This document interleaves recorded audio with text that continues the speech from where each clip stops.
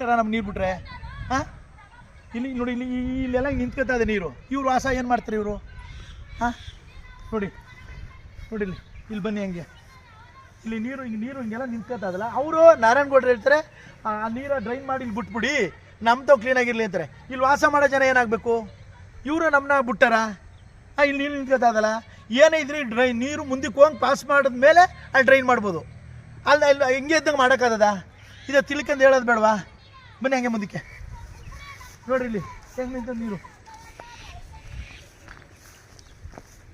ಇಲ್ಲಿ ನೋಡಿ, ನೀವು ಓಡಾಡೋಕ್ಕಾಯ್ತು ಜನ ಹೆಂಗಿತ್ತು ಗೊತ್ತಾಯಿಲ್ಲ ರಾತ್ರಿ ಓಡಾಡೋಕ್ಕಾಯ್ತಾ ಇಲ್ಲ. ಇಲ್ಲಿ ನೋಡ್ರಿ, ಇಲ್ಲಿ ಬನ್ನಿ.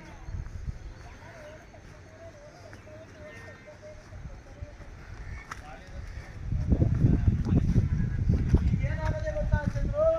ಅವ್ರೇನಂತ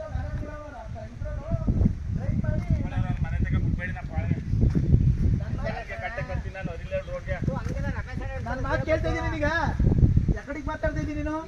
ನಾನೇನು ಹೇಳ್ತಾ ಇದ್ದೀನಿ ಹೇಳು? ಅಲ್ಲೂ ಒಂದು ಡ್ರೈನ್ ಮಾಡಿ